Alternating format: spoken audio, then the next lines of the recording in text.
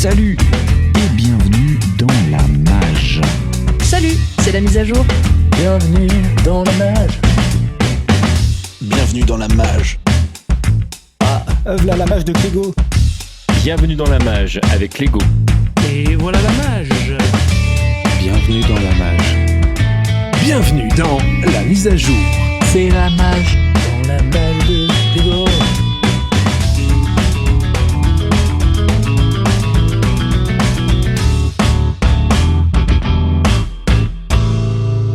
Et ben voilà que c'est la Mage. Il est vraiment cool ce nouveau générique, n'est-ce pas? La petite musique de fond aussi, vous l'entendez? Ah, elle est trop bien. Hein. Ben, tout ça, c'est l'œuvre du fabuleux Yetzati. Je vous mets le lien de son SoundCloud dans la description.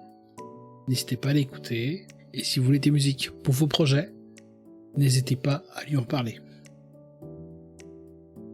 C'est donc parti maintenant pour la nouvelle mise à jour. Et pour démarrer celle-ci, je vais vous parler de 2 podcasts dont j'avais déjà prévu de parler depuis un moment, mais qui ont comme point commun d'avoir parlé de moi avant que je ne parle d'eux. Parce que oui, ce sont des podcasts qui parlent de podcasts. Le premier d'entre eux vient de Rumilly. Il s'agit de Choyez vos oreilles. Vous avez des oreilles, nous avons des podcasts. Bonjour à toutes et à tous, je suis Stéphane de la médiathèque de Rumilly et vous écoutez Choyez vos oreilles, qui vous fait explorer l'univers toujours plus vaste du podcast. Cette année, du 12 au 20 mars, se tient la 27e édition de la Semaine de la langue française et de la francophonie. Pour reprendre les termes du ministère de la Culture, c'est l'occasion de fêter la langue française et de partager notre goût pour les mots. Ça tombe bien, c'est le point commun des podcasts que je vais vous présenter dans ce 9e épisode. Le premier podcast s'appelle La bande dessinée, tout simplement. Proposé et conduit par Thomas Baumgartner pour Wave Audio, il est réalisé par Charlène Nouillou. Sur un rythme hebdomadaire, Thomas Baumgartner s'entretient avec des dessinateurs et des dessinatrices pour discuter de leur actualité.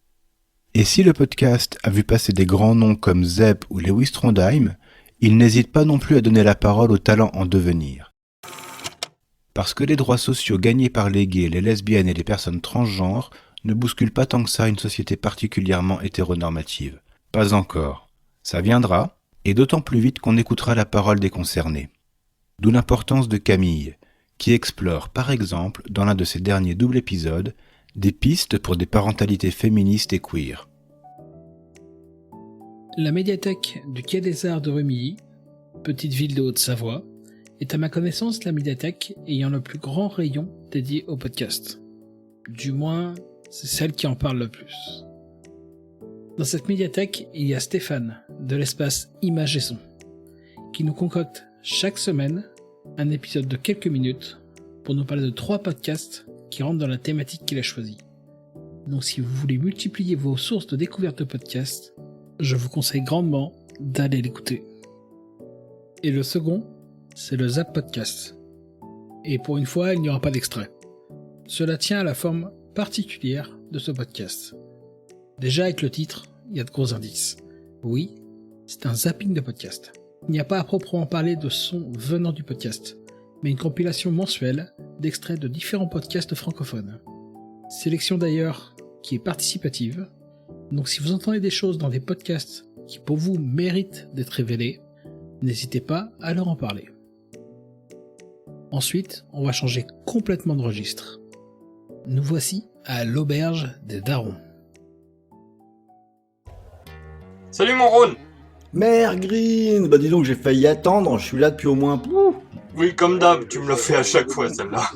Je te présente Captain. Salut Ron. Salut Captain, oui, il m'avait parlé de toi, il m'avait dit que t'étais intéressé par une petite soirée à l'auberge. Une petite soirée à l'auberge, intéressant. Comme ça. L'auberge des darons, c'est pas pour rien que ça s'appelle l'auberge des darons ici. On se retrouve de temps en temps dans la backroom de René pour, à l'aune de la foire d'empoigne présidentielle, remettre quelques petites choses en perspective ou en lumière. Des petits riens en apparence, mais qui peuvent rappeler à qui ou à quoi on va faire le moment venu. Tu sais, mon grand bonnet de 18 ans, qui m'avait confié, parce qu'évidemment c'est un joueur, avec son père ça pouvait pas en être autrement, qui m'a confié qu'il m'enviait parce que j'avais vu naître les jeux vidéo et que j'avais vécu toute leur évolution jusqu'à aujourd'hui. Alors que lui, quand il a commencé à jouer, c'était déjà à un certain stade et il percevait pas forcément les mêmes choses. Alors j'ai trouvé ça mignon de sa part, je sais pas si c'était pour se foutre de ma gueule ou si c'était sincère, mais moi je l'ai pris comme un truc sincère, j'ai trouvé que c'était mieux comme ça. Les darons ici sont Ron et Marine, que vous pouvez déjà entendre dans leurs podcasts respectifs. Ils ont fait de cette auberge un lieu de discussion pour échanger sur toutes sortes de sujets et principalement des sujets de société.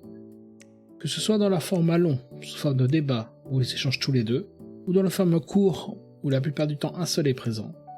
Dans tous les cas, il s'agit de propos plutôt engagés, reflétant leurs avis sans tabou, rien que ça, sans plus ni moins. Rien ne vous oblige à le partager cet avis.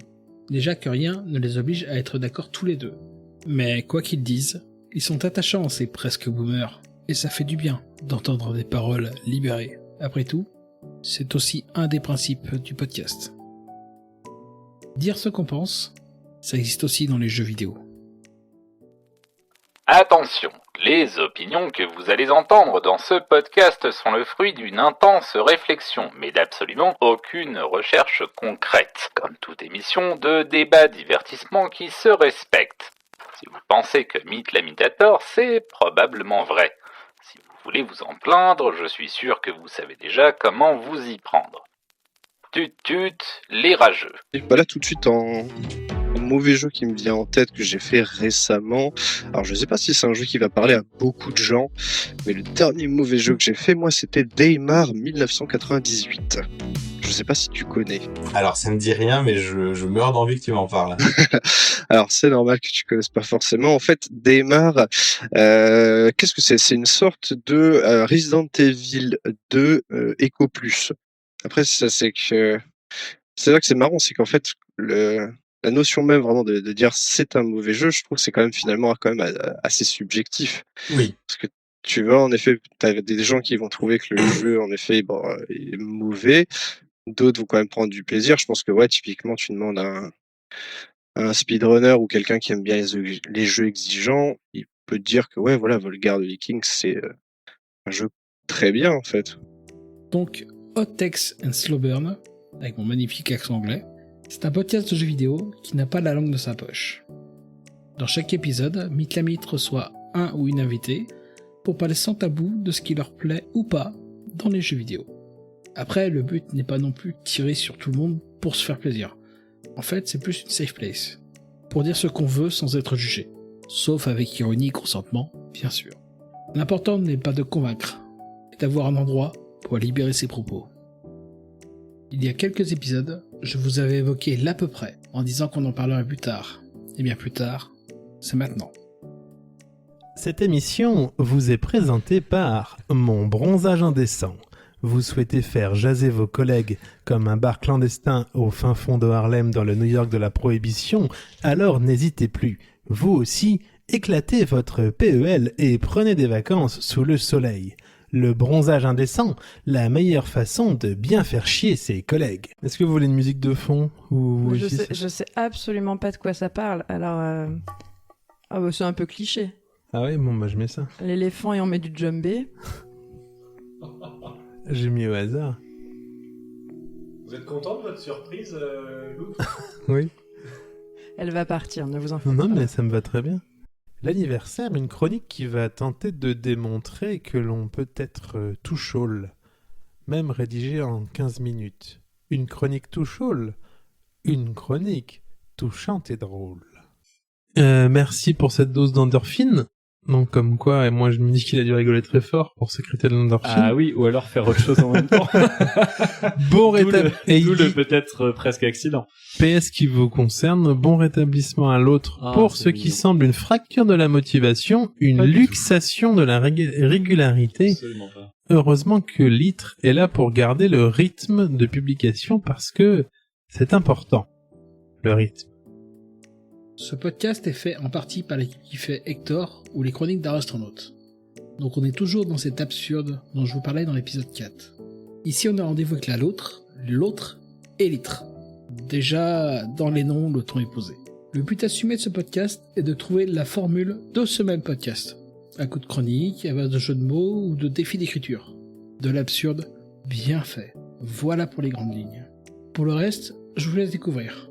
Il est même possible que vous entendiez parler de moi là-bas. Il y a une rubrique des auditeurs à laquelle je participe régulièrement. Ça fait un moment que je ne vous ai pas parlé de littérature. Vous connaissez Agatha Christie? Dans Le crime du Golfe, Poirot rencontre un adversaire, un policier de la sûreté parisienne, Giraud, aux méthodes qui diffèrent quelque peu de celles de notre ami belge. Elle parle assez longuement de la lutte perpétuelle entre les conventions et de ce qu'on attend d'elle, et puis les envies, et puis aussi des préjugés des hommes. Oui, ça c'est clair, ça revient plusieurs fois dans le roman d'ailleurs. Voilà. Ça. Ah, j'ai noté d'ailleurs la phrase relative au notaire et puis à la situation. Elle dit « La vie est bien difficile. Les hommes ne sont pas gentils avec vous si vous n'êtes pas jolie, et les femmes ne sont pas gentilles avec vous si vous l'êtes. » Est-ce que tu peux nous faire un pitch rapide de l'histoire ? Alors rapidement. En mai 1915, le Lusitania fait tragiquement naufrage. Sur ce bateau, il y a une jeune américaine qui se voit confier une mystérieuse pochette par un inconnu. Parce que on se dit que les femmes et les enfants d'abord, donc elle sera pourra sauver ces documents qui peuvent changer le cours de l'histoire d'après l'homme qui les lui a confiés. Dans chaque épisode, Delphine et Greg, avec l'aide d'un ou une invitée, décortiquent un écrit de la reine du crime. Les œuvres sont explorées dans l'ordre de parution, pour suivre l'évolution de son style, comme celui des personnages récurrents. Il y a aussi un point qui est fait sur les différentes adaptations du texte. Bien entendu, une partie du podcast vous divulgagera les romans, mais vous serez prévenus avant d'arriver à cette partie. Fan de l'écrivaine ou juste pour découvrir, vous êtes bienvenus. Voilà pour la mise à jour du moment. Merci de votre écoute. Vous pouvez retrouver les liens des podcasts cités dans la description. N'hésitez pas à aller faire un tour sur mon blog pour trouver vos prochaines écoutes et à me laisser des commentaires sur Twitter, Instagram, par mail ou sur les différentes applications de podcast. Encore une fois, tout est dans la description. Je vous souhaite de bonnes écoutes de podcast et à bientôt.